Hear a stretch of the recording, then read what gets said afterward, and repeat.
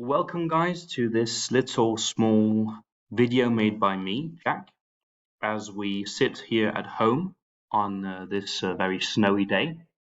I am not trapped in any buses this day, so I'm very happy, although I don't get to see all of your lovely faces, which is a little bit of a shame.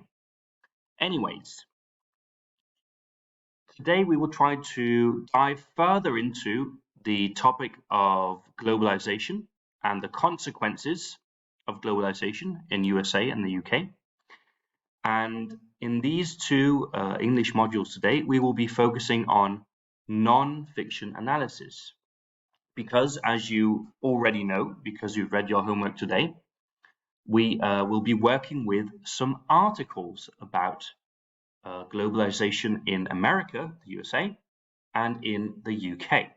And in order to understand these articles, and in order for you to make a news episode, your product, which is going to be convincing and having a lot of good arguments, we need to understand a little bit about non-fiction analysis. And we're going to be looking at a few different things today in the two modules, die two Module we have today.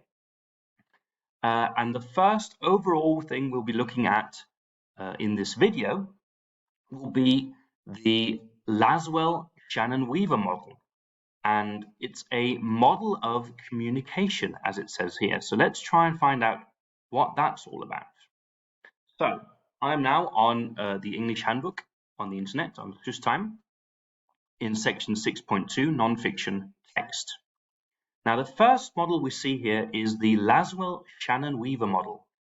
And this is the one we'll be looking at to get a sort of overall overordnal perspective of a text. And when I say text, I don't mean just written text full of words like the article you've read for today. I mean every kind of communication you can think of. This could, for example, be a video, a song. This could be a speech by a president or by Greta Thunberg or whatever. This could also be an article like you've read for today, or maybe even a book like we're looking at now here online. Now, the Laswell Shannon Weaver model is a model of communication, and it tries to look at the connection between the sender of a text, which could be an article, speech, video, and so on. And it tries to look at the connection between the sender and the receiver, modtageren, of a text. So you can maybe remember back to not too long ago when we looked at the rhetorical pentagram. You've also worked with it in AP last year, and it looks a little bit like this. Now, the Laswell Shannon Weaver model has some similarities, nogle ligheder, between itself and the rhetorical pentagram. So try to think about that when I explain to you what this model is all about. So we look at the sender, and we might want to ask questions like, who is the sender of the non-fiction text? For example, if we're reading an article, we need to find out who has written it. Who is the author of the article? We might even be able to find out a little bit more about the sender. What is the occupation, Arbejde, the sender? If it's an article, we know it's probably a journalist. But for example, if it's a speech or a video on YouTube or an episode of a podcast, we need to find out, what does the person work for as a job? Hvad er hans arbejde eller hendes arbejde? We need to find out, what is the level of education? What are the qualifications of this person speaking? If someone is speaking about climate change, we need to find out, what does this person really know? What is his or her qualifications? What is their background? Do they have a good education within this topic? Vi skal altså få en idé om afsenderen her, the sender, ved noget om det her emne. Er det troværdigt, for eksempel? Also, does the sender have any political interests? Er der et eller andet politisk formål eller interesse bag den her tekst, som han eller hun afsender? We also want to try and look at the message, budskabet, in this text. Okay, so the sender always has a message which he wants to send to the receiver. We might want to think about which message idea is being sent to the receiver. When was it sent and where? And this where is quite important. This is what we call the channel. So as I mentioned, a text can be a lot of different things. It can be an article, it can be a book, but it can also be a song or a speech or a video. We need to find out which channel is being used to send this text onto the receiver. So when I think of the word channel, I usually think about YouTube or channels on a TV.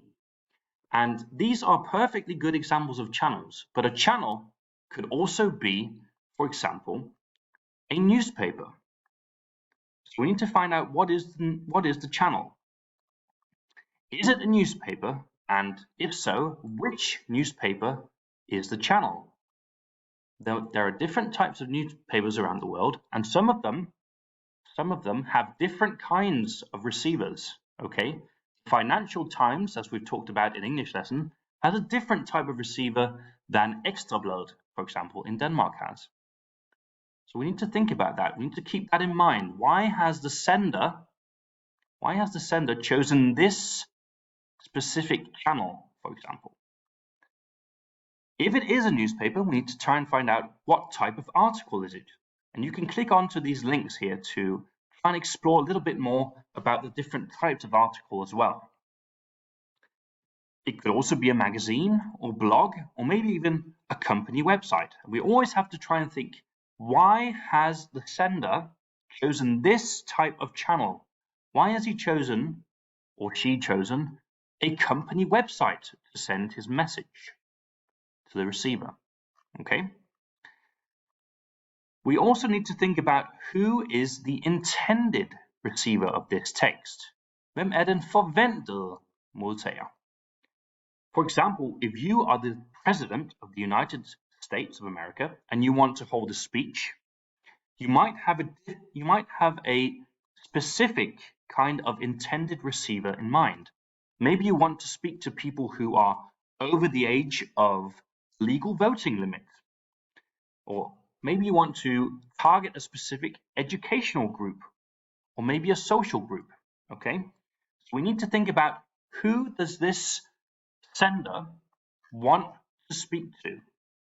Okay, so there's a connection here, and all of this is all about sending a message. Okay, so if you're holding a speech, giving a speech, or if you're writing a song, or if you're making a video on YouTube or writing on the blog, you always have a message which you want to send. Now, once we've found out what the message is, we can try to dive a little bit more into how this message is being conveyed. Hvordan den altså bliver formidlet, det her budskab. And here we need to look at the use of language, argumentation, rhetorical devices, and genre. Okay, these are all important elements that we need to try and understand when we're looking at the message of the text. And in order to understand these different things, we will be looking at Tolman's model of argumentation, where you all will be watching a little YouTube video and reading. We will also be looking a little bit at the different forms of appeal, appelformer, and we will also be trying to understand different types of argumentation with focus on the authoritative argument. So these are all things that we will be looking at today. This was the Laswell Shannon Weaver model, and this was the first video.